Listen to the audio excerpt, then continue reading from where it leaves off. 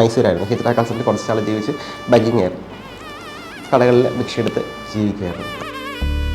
മത്സരം പോകുമെന്ന് വിചാരിച്ച, പക്ഷേ കളർ യൂണിവേഴ്സിൽ എനിക്ക് ആവശ്യം ഫസ്റ്റ് പ്രൈസ് കിട്ടി. ആശാനെ കണ്ടെത്തി രഞ്ജിത്ത് കിരീടം നേടിയെന്നതാണ്. എൻ്റെ പേര് രഞ്ജിത്ത് എന്നായിരുന്നു.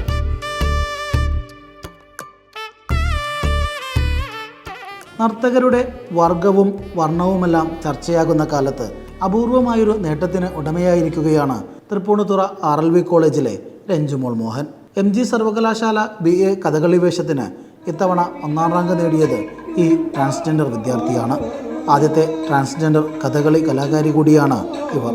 കലയ്ക്ക് അതിരുകളില്ലെന്ന്, ലിംഗ വർഗ വർണ്ണ ഭേദങ്ങളില്ലെന്ന് നമ്മെ ഒരിക്കൽ കൂടി ഓർമ്മിപ്പിക്കുകയാണ് രഞ്ജു എന്ന ഈ വിദ്യാർത്ഥി. രഞ്ജു, എത്രമാത്രം എംപവറിംഗ് ആണ് അല്ലെങ്കിൽ അർത്ഥവത്താണ് ഈ ഒരു നേട്ടം? ഒത്തിരി സന്തോഷമുണ്ട്. കാരണം എനിക്ക് പുറകിൽ വരുന്നവർക്ക് ഒരു മാതൃക കാണിച്ചു കൊടുക്കുക എന്നുള്ളതാണ്. BA കഥകളി വേഷം, ആ വിഷയത്തിനപ്പുറം വേറെയും കുറച്ച് വിഷയങ്ങൾ പഠിക്കേണ്ടതായിട്ടുണ്ടല്ലോ. ഇപ്പോൾ ഇംഗ്ലീഷുണ്ട്, മലയാളമുണ്ട്. എല്ലാ വിഷയങ്ങളിലും സപ്ലി ഇല്ലാണ്ട് കൃത്യമായിട്ടത് പാസ്സാകാൻ സാധിച്ചിട്ടാണ്. അതിൽ ഏറ്റവും കൂടുതൽ കടപ്പെട്ടിരിക്കുന്ന അധ്യാപകർ തന്നെയാണ് കേട്ടോ. പിന്നെ കളിയാക്കലൊക്കെ ഉണ്ടായിട്ടുണ്ട്.